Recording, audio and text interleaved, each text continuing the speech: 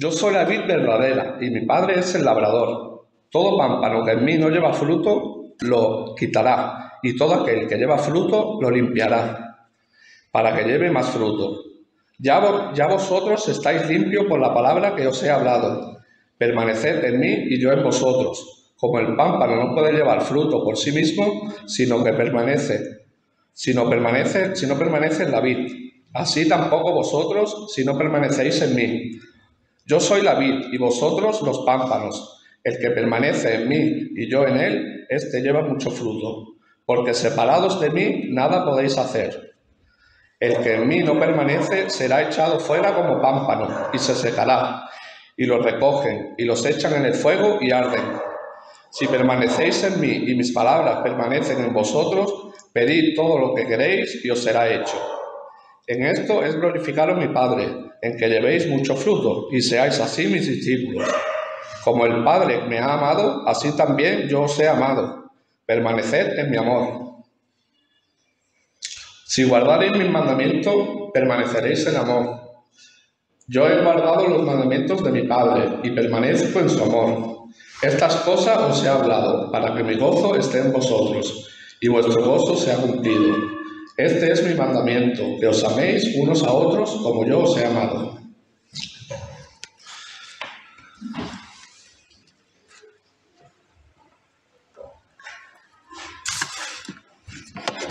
El leccionario hoy en realidad quería la sugerencia del leccionario era del versículo 1 al 8. Pero mientras preparaba el sermón en casa decía yo, es que el 8 se me queda corto. Veo tanto jugo después, aunque nos metemos en el texto que tocaría realmente la semana que viene, pienso que es interesante ver un poco más amplio, entonces he decidido que viéramos hasta el 12. Vivimos en un mundo en el que predomina la cultura de usar y tirar. Si se nos rompe un calcetín, pues sí, ¿no? Lo tiramos Lo más probable es que en vez de remendarlo, lo tiremos a la basura y compremos otros. Además, como lo venden en pack, ¿no? El calcetín a lo mejor es una tontería, pero esto aplica al teléfono móvil, aplica a los electrodomésticos, aplica a muchas cosas. Implica incluso a las relaciones de pareja. Y sabéis que cuando menciono el tema de las relaciones de pareja, las rupturas y estas cosas, yo ahí no me meto. Y por supuesto no me refiero ni me referiré nunca a... Siempre hay cosas, fondo, pero nunca me voy a referir a situaciones tóxicas, ni de maltrato, ni de abuso, porque eso son cosas que yo entiendo que no se deben tolerar, ¿no? Pero hoy por hoy, a la mínima, tiramos cualquier cosa a la basura y no intentamos recuperarlo, ¿no? Mientras que eso de perseverar o de remendar lo roto, por utilizar la idea del calcetín, de remendar lo roto, eso es un gesto prácticamente contracultural. Y la fidelidad a las personas, ya sea a una pareja, a los amigos, a la familia, a la gente a la que deberíamos de ser primeramente leales, ¿no? Por principio, pues eso de la fidelidad parece que no se lleva mucho, ¿no? Resulta que es un valor que cada vez tiene menos importancia. Y no hablemos de serle fieles a tu compañía de teléfono, ¿no? Y cosas así, ¿no? O a tu seguro, ¿no?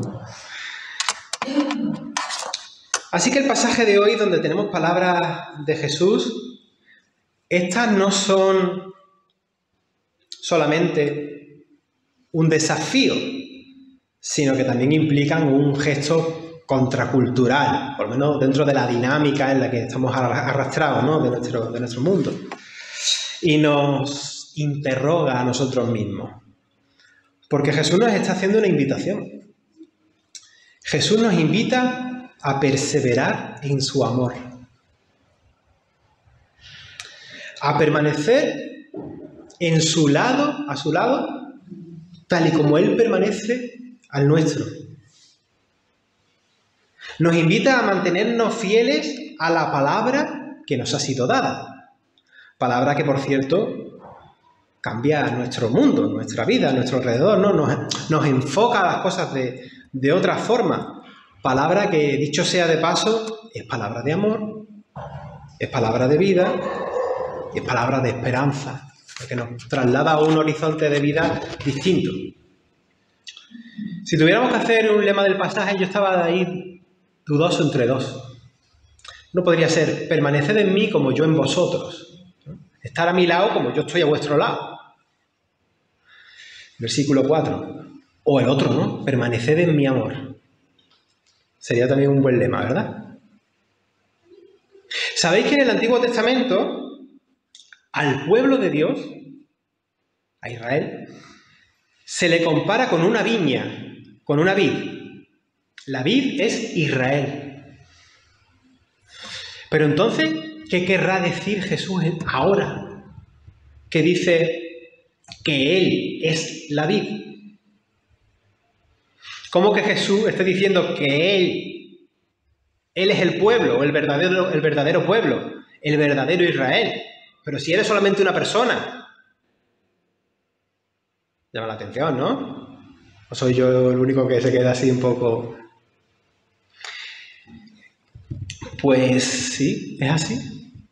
He consultado materiales de línea más conservadora, de línea más crítica, protestantes, católicos, interconfesional o aconfesional. Y hay consenso. Todos dicen lo mismo. Jesús está diciendo de sí mismo que Él es el verdadero Israel. Él es Israel. Yo soy la vid verdadera. Y este es uno de los 7 yo soy que hay en el Evangelio de Juan. Algunos dicen que esto de los yo soy de Jesús a lo mejor es simplemente una casualidad que aparece en el texto y ya está. Sin embargo, son 7 veces las que la tenemos en el Evangelio de Juan. Y 7 ya sabéis que para los judíos pues era el número de la perfección, el número de la plenitud y todo esto. Entonces parece intencional, no parece que esto sea una casualidad. Parece que viene a propósito para incidir que luego el último de los yo soy que aparece en el Evangelio de Juan, que es cuando dice yo soy y se caen los soldados, ¿no? Pues tiene ese impacto de llevarnos a pensar en aquel yo soy del Horeb, del Sinaí, cuando Dios se revela a Moisés y le dice yo soy, ¿no? Yo soy el que soy, yo soy el que estoy siendo, yo soy el que seré. Ya las traducciones son varias, ¿no? Los profetas, nos vamos a cientos y cientos de años antes. Los profetas habían dicho que Israel era como una viña. Lo tenemos en Isaías 5, lo tenemos en Jeremías 2, así comparan al pueblo. Y yo he comentado muchas veces que Jesús, además de tener la plenitud de Dios en Él, ¿no? De ser Dios con nosotros, de ser la encarnación de Dios, de ser el Logos tabernaculizando, acampando entre nosotros con el pueblo, es también, aunque esto hay que verlo con mucha panorámica, pero si fuéramos judíos haríamos fun y veríamos el Evangelio y diríamos, anda, fíjate cómo lo presentan, a nosotros nos cuesta más trabajo. Pero los evangelistas lo hacen de una manera muy elegante para decirnos que Jesús, es también la representación del pueblo y que Él cumple las promesas del pueblo que el pueblo no cumplió, el encargo que el pueblo tenía. Así que volvemos al guiño de lo que Él está diciendo, que Él es el verdadero Israel. Él es, yo soy. Y los que estamos en Jesús, los que permanecemos en Él, ya seamos judíos, ya seamos gentiles, conformamos ese verdadero Israel. Aquel primer Israel decía que tenía por objetivo ser luz a las naciones. Estaba apuntando a ser algo más alto, que ser un pueblo como cualquier otro, ¿no? O un pueblo con una misión. Tenían esa misión, pero apuntando a algo. Y nosotros, los que ya estamos, según el pasaje, ya estamos en Cristo, ya estamos participando de ese algo nuevo. Ya somos ese nuevo Israel. Somos un pueblo nuevo, una nueva sociedad en Dios. Y los que estamos en Él, los que brotamos de Él, somos los sarmientos o los pámpanos que dan fruto. Si Él es la verdadera vid, que es esa metáfora de la verdadera nación, el reino de Dios en este caso, sus pámpanos somos el pueblo de Dios, como decimos, sin distinciones de nada. Hace hincapié en la Biblia que no hay distinciones entre judíos ni griegos, ¿verdad? Se dice mucho. Para nosotros lo damos por obvio. A nosotros nos parece pues normal, pues claro, pero es que costó mucho que la gente asimilara esta idea. Costó muchísimo. Y hay disputas en el Nuevo Testamento porque no todos estaban por la labor de asumirlo del todo. Yo soy la vid verdadera y mi padre es el viñador.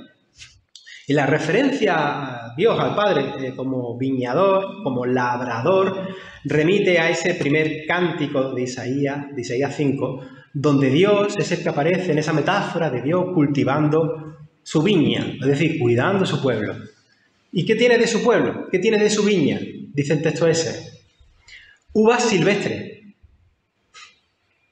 Así que el pasaje de hoy quiere indicar que el fruto de los que están en Cristo, el Israel verdadero, contrasta con el fruto de aquel primer Israel, era un pueblo rebelde y poco fiel.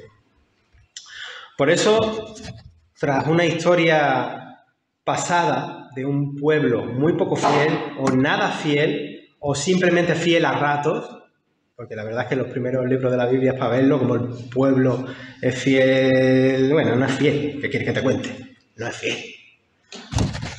Jesús nos invita, como nuevo Israel, a serle fieles, a permanecer en Él, que es el único modo de dar frutos, porque no podemos dar frutos si no estamos unidos a Él. Si estamos separados, no podemos. Pero fíjate que permanecer en Él, según el texto, no es una cosa abstracta, así como mística, o yo qué sé, ¿no? De espiritualidad, así. Se permanece en Él, permaneciendo, o sea, siendo consecuente en tu forma de vida, ¿no? Viviendo según su palabra liberadora, su palabra de gracia, su palabra del Evangelio, versículo 7. Pero la aclaración que más me deja fascinado en realidad es que esa permanencia, según dice el versículo 9 y 10, tiene obviamente una dimensión práctica. ¿Cómo se practica esa palabra en la que hemos de permanecer para permanecer en Jesús? Lo decíamos antes, al principio, permaneciendo en su amor. Y me encanta el versículo 10 porque ahí se enseña que la obediencia, palabra, obediencia, la obediencia cristiana, la verdadera, no es una obediencia legalista, no es el cumplimiento de requisitos. La obediencia cristiana es la que pasa por el amor, la obediencia cristiana es el amor, permanecer en mi amor.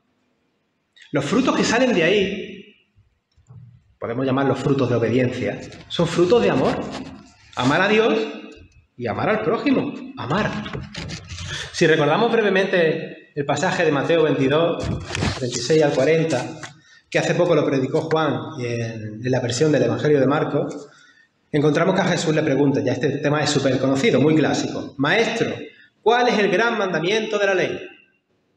Porque la mente era cumplir mandamientos. ¿Cuál es el gran mandamiento?